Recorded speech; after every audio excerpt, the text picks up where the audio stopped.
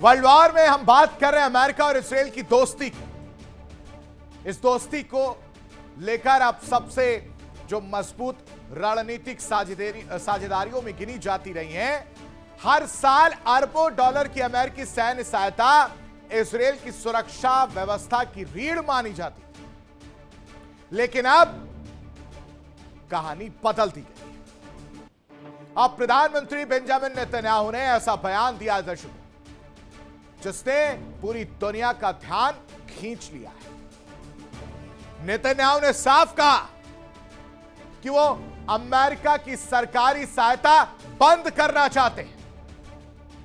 उनका कहना है कि इसराइल की अर्थव्यवस्था अब इतनी मजबूत हो चुकी है कि वो अमेरिकी हिस्से का खर्च खुद उठा सकता है।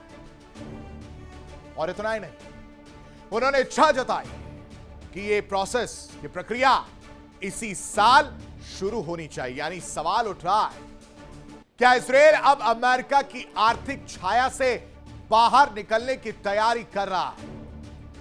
आखिर नेतन्याहू का यह बड़ा ऐलान क्या है, क्या मायने और उसे अमेरिका से मदद क्यों नहीं चाहिए, वो समझिए। यह दूरी सबको दिख रही है। यूएस सहायता से दूरी की तैयारी, अमेरिका की सरकारी सहायता नहीं चाहिए, यह बात कही जा रही है। इसराइल अर्थव्यवस्था अब छोटी नहीं रही जैसे पहले थी, अब अर्थव्यवस्था और मजबूत हो गई है, बड़ी हो गई है। और अब वो वक्त आ गया है जब इसराइल अपने दम पर अपना खर्च खुद उठाएगा, किसी और के जरिए नहीं। और यह प्रक्रिया इसी साल शुरू करने के संकेत दिए गए। यानी यूएस फंडिंग पर नई नीति के संकेत साफ दिखाई दे रहे हैं। और ऐसे में सवाल यही उठता है कि क्या खत्म होगी अमेरिका पर निर्भरता? अमेरिका इजराइल रिश्तों में आखिर आया ये नया मोड़ क्या कुछ कह रहा है, वो आप इस पैकेज में।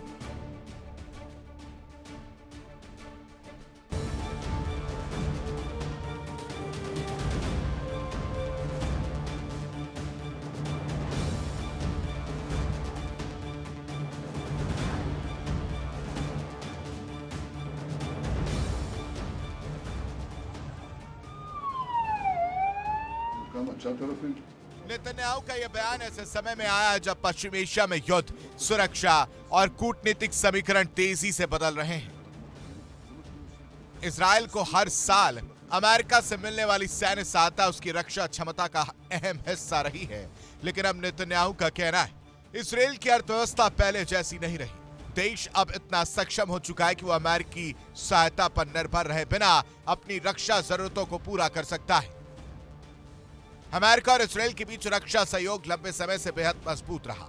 आधुनिक हथियारों से लेकर मिसाइल डिफेंस सिस्टम तक दोनों देशों की साझेदारी रणनीतिक रूप से बेहद अहम मानी जाती है। लेकिन नेतन्याहू का संदेश साफ है, इसराइल अब आर्थिक रूप से पहले से कहीं ज्यादा मजबूत है और अमेरिकी सहायता के बिना भी अपनी सुरक्षा जरूरतों का भार उठाने में सक्षम है। नेतन्याहू के इस बयान के कई राजनीतिक मायने भी निकाले जा रहे हैं। विश्लेषकों का मानना है कि संदेश सिर्फ अमेरिका के लिए नहीं बल्कि पूरी दुनिया के लिए है। इसराइल ये दिखाना चाहता है कि उसकी आर्थिक और सैन्य क्षमता अब इतनी मजबूत है कि वो अपने फैसले स्वतंत्र रूप से लेने की स्थिति में है। क्या इसराइल अब अमेरिकी आर्थिक सहायता से पूरी तरह बाहर निकलने की तैयारी कर रहा है? क्या यह आत्मनिर्भरता का नया मॉडल है या रणनीतिक संदेश? क्या अमेरिका इसराइल रिश्तों का नया अध्याय शुरू होने वाला है? नेतन्याहू के इस बयान ने सिर्फ एक आर्थिक मुद्दा नहीं उठा, बल्कि दुनिया की सबसे मजबूत रणनीतिक साझेदारियों में से एक के भविष्य पर भी बहस छेड़ दी है। अगर इसराइल वास्तव में अमेरिकी सरकारी सहायता कम करने या समाप्त करने की दिशा में कदम बढ़ाता है, तो इसका असर केवल दोनों देशों के रिश्तों पर ही नहीं बल्कि पूरे पश्चिम एशिया के सामरिक संतुलन पर भी पड़ सकता है। अब निगाहें इस बात पर होंगी कि वॉशिंगटन इस संदेश को किस रूप में लेता है और आने वाले महीनों में दोनों देशों के रिश्ते किस दिशा में बढ़ते हैं। Bureau report, India daily.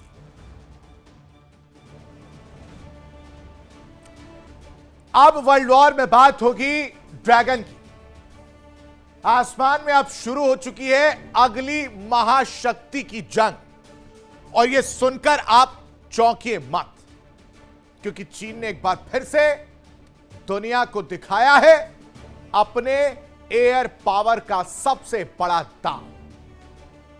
कुछ सेकंड की एक झलक, लेकिन उस झलक ने पूरी दुनिया की खुफिया एजेंसियों और रक्षा विशेषज्ञों की धड़कनें तेज कर दी हैं। दर्शक, ड्रैगन ने पहली बार, फर्स्ट टाइम, अपने रहस्यमयी 6th जनरेशन फाइटर जेट की आधिकारिक झलक दिखाई है। तस्वीर छोटी सी, बिना पूंछ वाला यह विमान स्टील्थ तकनीक से लैस, आर्टिफिशियल इंटेलिजेंस से संचालित और हवा में ईंधन भरकर हजारों किलोमीटर दूर तक हमला करने की क्षमता वाला माना जा रहा। सवाल सिर्फ एक नए विमान का नहीं है दर्शक, सवाल है वैश्विक सैन्य संतुलन का, सवाल है हिंद प्रशांत में बढ़ती ताकत की लड़ाई का, और सवाल यह भी कि क्या ड्रैगन अब आसमान का नया बादशाह बनने की तैयारी कर चुका है, क्योंकि चीन का सबसे बड़ा एयर पावर, उसकी झलक देखने को मिली है। यानी भविष्य का वो हवाई हथियार जिसने धड़कनें तेज कर दी है, चीन का नेक्स्ट जनरेशन दांव। बिल्कुल सही सुना आपने, 6th जनरेशन जेट की यह पहली झलक है जो आप देख रहे हैं। टेक्नोलॉजी से लैस, हवा में ईंधन भर सकता है, लंबी दूरी के मिशन आसान होंगे, ड्रोन के साथ हमला कर सकता है, और तो और ज्यादा मिसाइलें ले जाने में यह सक्षम है। दुश्मन के रडार इसे पकड़ पाने में नाकामयाब साबित होंगे, लेकिन इसका आधिकारिक नाम का खुलासा नहीं किया गया है। नेक्स्ट जनरेशन फाइटर की होड़ अब साफ तौर पर देखने को मिल रही है। इसकी क्या खासियत है वो आपको हम इस रिपोर्ट में समझाते हैं।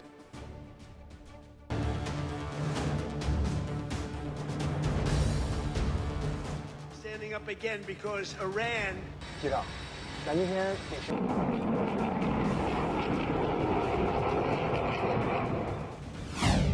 चीन का सुपर फाइटर,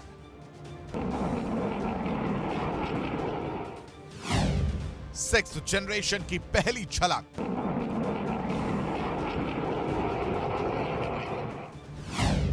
हवाई जंग का नया बादशाह। आसमान में उड़ती एक रहस्यमयी परछाई, महज कुछ सेकंड का वीडियो, लेकिन पूरी दुनिया में मच गई हलचल।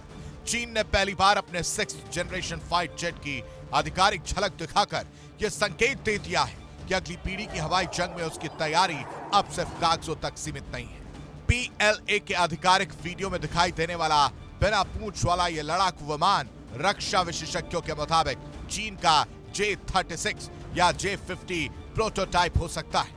वीडियो में Y-20 ट्रांसपोर्ट विमान के पायलटों के बीच हुई बातचीत में मास्टर 6 और लिटिल 6 का जिक्र भी सुनाई देता है। माना जा रहा है कि लिटिल 6 इसी नए फाइटर जेट का कोड नेम है। पहली बार चीन के सरकारी मीडिया ने इस तरह सार्वजनिक संकेत दिया। 6th जनरेशन फाइटर जेट को भविष्य की हवाई जंग का सबसे घातक हथियार माना जा रहा है। इसमें बेहद कम रडार सिग्नेचर वाली स्टील तकनीक, आर्टिफिशियल इंटेलिजेंस आधारित मिशन सिस्टम, भारी हथियार ले जाने की क्षमता और ड्रोन के साथ मिलकर लड़ने जैसे अत्याधुनिक तकनीकें होने की संभावना जताई जा रही है। यानी आने वाले युद्धों में इंसान और मशीन एक साथ लड़ते दिखाई दे सकते हैं। दुनिया की बड़ी सैन्य ताकतें भी 6th जनरेशन फाइटर विकसित करने की दौड़ में। अमेरिका अपना F-47 विकसित कर रहा है। रूस और यूरोप भी नई परियोजनाओं पर काम कर रहे हैं, लेकिन रक्षा विश्लेषकों का दावा है कि चीन के कम से कम 2 प्रोटोटाइप पहले ही उड़ान परीक्षण के चरण में पहुंच चुके हैं। अगर यह सच है तो ड्रैगन इस दौड़ में बढ़त लेने की कोशिश करता नजर आ रहा है।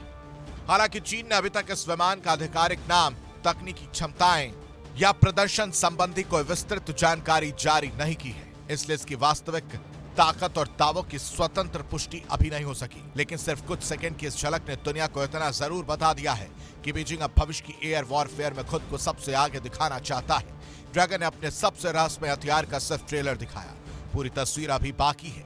लेकिन इतना तय कि दुनिया के आसमान में अब मुकाबला सिर्फ फाइटर जेट्स का नहीं, बल्कि तकनीक, आर्टिफिशियल इंटेलिजेंस और सैन्य वर्चस्व का होगा।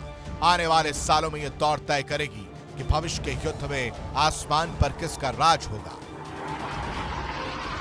Bureau report, India daily 24/7। इस बीच एक और बड़ी खबर, होर्मुज पर स्पीकर गालिबाफ का बड़ा बयान सामने आया। कह रहे हैं होर्मुज से 40 मिलियन बैरल से ज्यादा तेल अब तक एक्सपोर्ट किया जा चुका है।